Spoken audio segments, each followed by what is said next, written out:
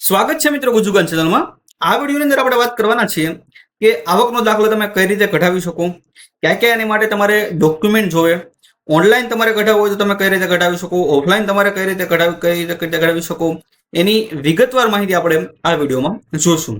તો જે લોકો આ વિડીયોમાં આવ્યા છે અને ખ્યાલ છે આવકના દાખલાની શું મહત્વ છે, તો બેઝિક તમને આઈડિયા આપી દો કે કોઈ પણ ગવર્મેન્ટ સ્કીમ છે, જેવી કે કુંવરબાઈનું મામેરું છે, આરટીમાં તમારે એડમિશન લેવું છે, કોઈ પણ ગવર્મેન્ટ સ્કીમ તમારે લાભ લેવો હોય તો જનરલી તમારે આવકના દાખલાની જરૂરિયાત પડતી હોય છે। જે લોકો વિદ્યાર્થી છે એ લોકોને ખબર છે તમારે કોઈ પણ સ્કૂલ અથવા કોલેજમાં ગવર્મેન્ટની અંદર તમારે એડમિશન લેવું હોય ત્યારે આવકના દાખલાની જરૂર પડતી હોય છે। ટૂંકમાં ગવર્મેન્ટના કોઈ પણ કામ માટે જો તમારે આવકનું પ્રૂફ જરૂરિયાત પડતી હોય છે, આવક દેખાડવાની જરૂરિયાત પડતી હોય છે, ત્યાં તમારે આવકના દાખલાની જરૂરિયાત પડતી હોય છે। ઠીક છે, તો હવે આપણે વાત કરીએ કે આવકના દાખલા કઢાવવા માટે તમારે ક્યાં ક્યાં ડોક્યુમેન્ટ જોવે। તો સૌપ્રથમ અમદાવાદ મ્યુનિસિપલ કોર્પોરેશનની ઓફિશિયલ વેબસાઇટ છે, જેની લિંક તમને ડિસ્ક્રિપ્શનમાં આપી દઈશ। અહીંયા આપણે ડોક્યુમેન્ટ બધા મેન્શન કરેલા છે। ડોક્યુમેન્ટમાં થોડો ઘણો ફરક છે, કેમ કે જે મ્યુનિસિપાલિટીની જે કામ કરવાની જે મેથડ હોય છે અને જે ગામડામાં જે લોકો ગામડામાં રહેતા હોય છે એ લોકોને ગ્રામ પંચાયતમાં પણ હવે ઓથોરિટી આપી દે છે, અમુક ગ્રામ પંચાયતમાં કાઢી આપશે। જો તમે ગ્રામ પંચાયતમાં ન કઢાવો તો તમારે તાલુકા ઓફિસમાં કઢાવ્યું હોય તો થોડી ઘણા ડોક્યુમેન્ટમાં થોડા ઘણા ચેન્જીસ હોઈ શકે છે। તો સૌપ્રથમ આપણે ડોક્યુમેન્ટની વાત કરીએ તો કુટુંબમાં સભ્યોની વિગતોનું દર્શાવતું પત્રક, એટલે કે કુટુંબના તમારા જેટલો પણ સભ્યો છે એની કેટલી આવક છે એક પત્રક આવેલા છે। એટલે જે તમે આવકના દાખલાનું જે ફોર્મ હોય છે એની સાથે જ તમારે અટેચ કરેલું હોય છે। આવકના દાખલાનું આખું ફોર્મ છે, જેની લિંક તમને ડિસ્ક્રિપ્શનમાં આપી દઈશ। હવે આપણે વાત કરીશું કે તમે તે ફોર્મ ભરી શકો।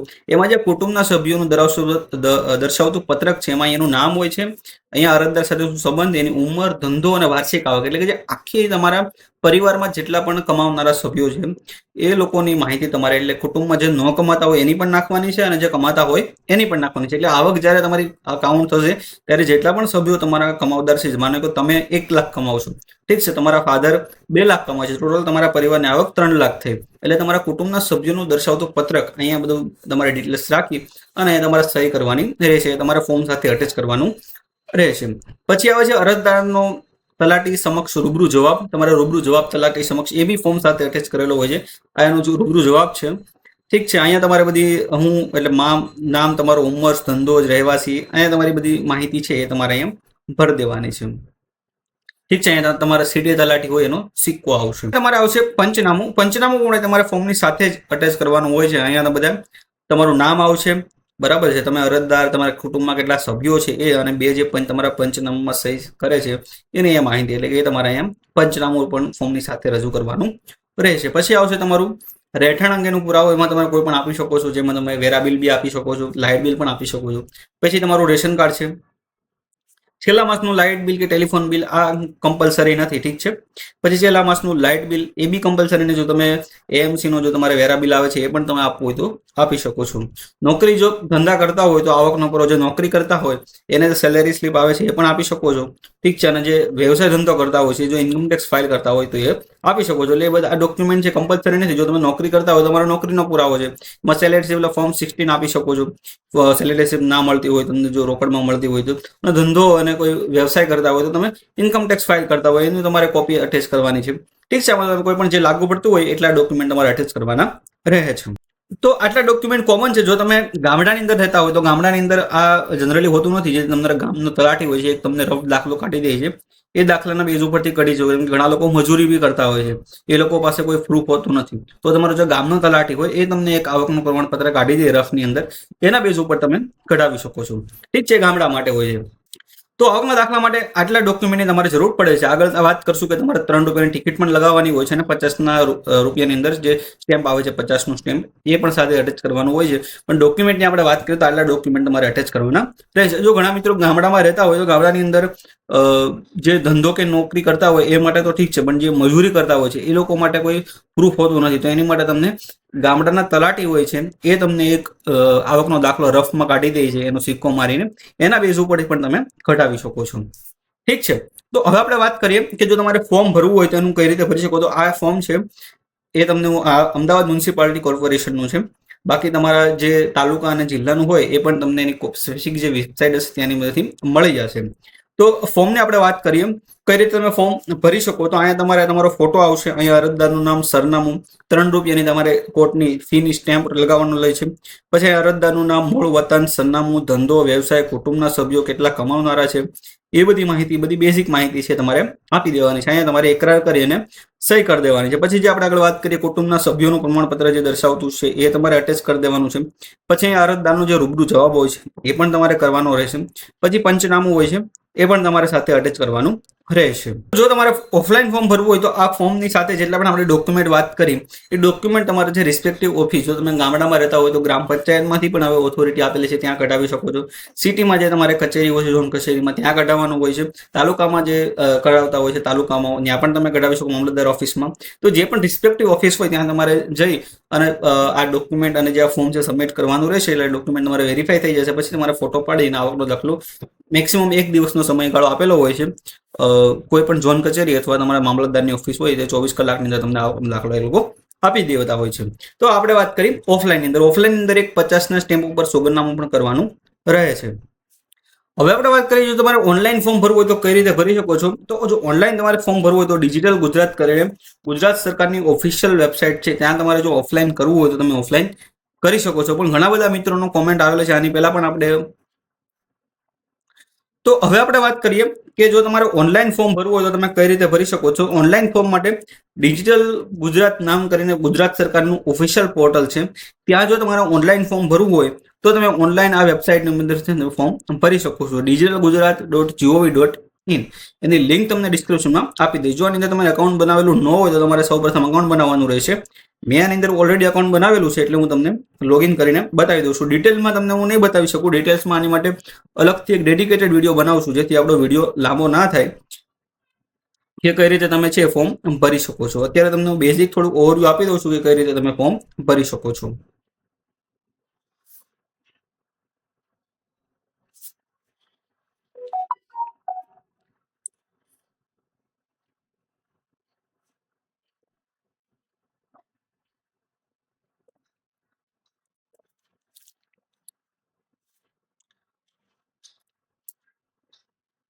તો મેં આ પોર્ટલની અંદર લોગિન કરેલું છે. તો અહીંયા ઘણી બધી તમને સર્વિસ જોવા મળશે. તો અહીંયા તમારે સિટીઝન સર્વિસીસ એની ઉપર તમારે ક્લિક કરી લેવાનું છે અને ઇન્કમ સર્ટિફિકેટ સર્ચ કરી લઉં છું. તો ઇન્કમ સર્ટિફિકેટ મેં સર્ચ કર્યું તો અહીં તમે જોઈ શકો છો ઇન્કમ સર્ટિફિકેટ અહીંયા તમને શો થઈ જશે. ત્યાં આગળ તમારે ક્લિક કરી લેવાનું છે. પછી તમારે એપ્લિકેશન લેંગ્વેજ જે રાખવી હોય જો ગુજરાતીમાં રાખવું હોય તો ગુજરાતીમાં અને ઇંગ્લિશમાં રાખવું હોય તો ઇંગ્લિશમાં એમાંથી કોઈ પણ તમારે સિલેક્ટ કરી લેવાનું છે. કારણ કે ડોક્યુમેન્ટ તમારે અટેચ કરવાનું છે. રેસિડેન્સ પ્રૂફમાંથી આમાંથી કોઈ પણ એક ડોક્યુમેન્ટ તમે અટેચ કરી શકો છો. રેશન કાર્ડ છે, લાઇટ બિલ છે, ટેલિફોન બિલ છે, ઇલેક્શન કાર્ડ છે, પાસપોર્ટ છે, આમાંથી કોઈ પણ એક હોય. આઈડેન્ટિટી પ્રૂફની અંદર તમે election card, PAN card, passport, driving licence કોઈ પણ એક ડોક્યુમેન્ટ એની વન તમારે લખ્યું છે કે કોઈ પણ એક ડોક્યુમેન્ટ તમારે અટેચ કરવાનું છે. ઇન્કમ પ્રૂફની અંદર જો સેલેરીડ હોય તો ફોર્મ 16 અથવા ITR of last 3 year. Business હોય તો પણ આરટીઆઈ આપી શકો છો. જો તમે બીજું કંઈ તમારી પાસે ડિક્લેરેશન બિફોર તલાટી એટલે કે તલાટી જે તમને આવકનો દાખલો આપે છે એ પણ તમે આપી શકો છો. એમ્પ્લોયર સર્ટિફિકેટ હોય એ ગવર્મેન્ટ અથવા સેમી ગવર્મેન્ટમાં જોબ કરતા હોય તો એમ્પ્લોય સર્ટિફિકેટ પણ તમે આપી શકો છો.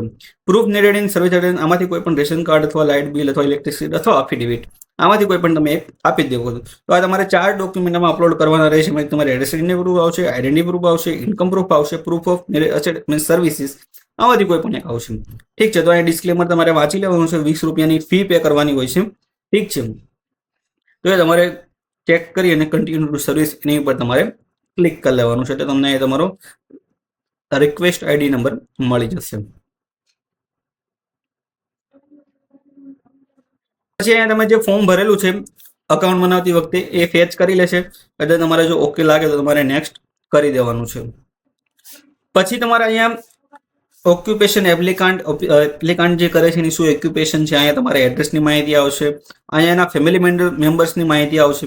અહીંયા મેલ છે કે ફિમેલ છે, number of member earning male female કેટલા છે એની બધી માહિતી આવશે કે કેટલા તમારા ફેમિલી મેમ્બરની અંદર કેટલા મેલ છે, કેટલા ફિમેલ છે અને કેટલા એમાં એ લોકોની ઇન્કમ છે. પછી ફેમિલી મેમ્બર યર ઇન્કમ તમારી વાર્ષિક આવક કેટલી છે આખા ફેમિલીની એ અહીંયા આવશે. પછી ફેમિલી મેમ્બરની ડિટેલ્સ આવશે 1 by 1 તમારા જેટલા પણ ફેમિલી મેમ્બર છે એની બધી માહિતી આવશે. પછી તમારું ટેલિફોન બિલ છે, એન્યુઅલ ઇલેક્ટ્રિસિટી બિલ છે, પર્પસ ઓફ શું આનો પર્પસ છે તમારે કોઈ ક્યાંય સબમિટ કરાવવાનું છે, કોઈ યોજના માટે જોવે છે તો એનું પર્પસ તમારે અહીં નાખવાનું છે, ફાઇનાન્શિયલ યર, ફ્રોમ ડેટ એ બધી માહિતી આપવાની છે અને પછી તમારે નેક્સ્ટ ઉપર ક્લિક કરી લેવાનું છે. પછી તમે એ બધી પર્સનલ માહિતી નાખી દો. પછી અહીંયા તમારે જે ડોક્યુમેન્ટની આપણે વાત કરીએ એ બધા ડોક્યુમેન્ટ તમારે અપલોડ કરવાના છે. એમાં તમારે એક રેસિડેન્ટ પ્રૂફ આવશે, એક આઈડેન્ટિટી પ્રૂફ આવશે, એક તમારે ઇન્કમ પ્રૂફ આવશે. પછી તમારે અપલોડ ડોક્યુમેન્ટની અંદર અહીંયા તમારે રેશન કાર્ડ નંબર છે, ટેલિફોન બિલ જો તમારે અપલોડ કરવું હોય તો કરી શકો છો, કમ્પલસરી નથી. લાઇટ બિલ પણ કમ્પલસરી નથી. અને પછી તમારે સોગંદનામું છે એ તમારે અપલોડ કરવાનું રહેશે. પછી અહીંયા તમારે 100 KB જે તમારો ફોટો આવશે એ તમારે એટેચ કરી દેવાનું છે. પછી અહીંયા તમારે કન્ફર્મ કરીને સબમિટ કરી લેવાનું છે. એટલે આ ડોક્યુમેન્ટ તમારે સબમિટ કરી દેશો એટલે તમારે લાસ્ટમાં 20 રૂપિયાની ફી પે કરવાની આવશે, જેમાં તમે ક્રેડિટ કાર્ડ, ડેબિટ કાર્ડ કે યુપીઆઈ જે તમને અનુકૂળ પેમેન્ટ ગેટવે આવે ત્યાં તમારે સબમિટ કરી અને આ ફોર્મ તમારે સબમિટ કરી શકો છો. તો આ વાત કરીએ આપણે ઓનલાઈનની. પણ ઓનલાઈન અંદર ઘણા બધા મિત્રોની કમ્પ્લેન આવે છે. મેં એક સર્વે કરાવ્યો તો કોમેન્ટ અંદર કેટલા લોકોનું ઓનલાઈન વર્ક કરે છે, તેમાં 50% લોકો એવા હતા કે એનું ઓનલાઈન જે એપ્લિકેશન કરી દે છે પછી સામેથી કોઈ રિસ્પોન્સ આવતો નથી. એટલે જો તમારે અર્જન્ટમાં હોય તો તમે પ્રિફર કરજો કે ઓફલાઈનની અંદર જ તમે ટ્રાય કરો કે તમને આવકનો દાખલો મળી જાય. તમારે અર્જન્ટ નથી તો તમે ઓનલાઈન જો ટ્રાય કરવું હોય તો તમે કરી શકો છો. પણ ઘણા બધા મિત્રોની એવી કોમેન્ટ આવેલી છે, મેં જ્યારે સર્વે કરાવેલો હતો કમ્યુનિટી ફોરમની અંદર, કે ઓનલાઈનની અંદર 50% જેટલી અરજી છે એ તમારી રિજેક્ટ અથવા કોઈ રિસ્પોન્સ આવતો નથી. તો આ વાત કરીએ આપણે ઓનલાઈન પ્રોસેસની. આ વિડીયો ઘણો બધો લાંબો થઈ જાય હોવાથી હું તમને ઓનલાઈનમાં ડિટેલ્સની અંદર એક્સપ્લેન નથી કરી શકતો. હું ટ્રાય કરીશ કે આની માટે એક અલગથી ડેડિકેટેડ સ્પેસિફિક વિડીયો બનાવશું કે તમે ઓનલાઈન કઈ રીતે કરી શકો. કેમ કે મેં એક ફ્રેન્ડનું ઓનલાઈન એપ્લિકેશન કરી હતી, એનું મેક્સિમમ 8 થી 10 દિવસની અંદર સર્ટિફિકેટ આવકનું છે એમ બની ગયું હતું. તો ઓનલાઈન પણ ટ્રાય કરશું કે કઈ રીતે તમે ડિટેલ્સની અંદર હું તમને એક્સપ્લેન કરું કે કઈ કોલમની અંદર કઈ રીતે તમારે પ્રોસેસ કરવાની હોતી હોય છે. ઠીક છે. તો આ વિડીયોમાં વાત કરીએ આપણે કે આવકનો દાખલામાં ક્યાં ક્યાં તમારે ડોક્યુમેન્ટ જોવે, કઈ રીતે તમે ઓનલાઈનનું ફોર્મ ભરી શકો છો, કઈ રીતે તમે ઓફલાઈનનું ફોર્મ ભરી શકો છો, કઈ રીતે તમારે પ્રોસેસ કરવાની હોય છે, એની સંપૂર્ણ માહિતી આપણે આ વિડીયોમાં જોઈ. આના સંબંધિત જો તમને કોઈ પ્રશ્ન હોય તો તમને કોમેન્ટ સેક્શનમાં જણાવી શકો છો. તેનો જવાબ દેવા હું પૂરતો પ્રયત્ન કરીશ. આ વિડીયો જોવા માટે તમારો ખૂબ ખૂબ આભાર.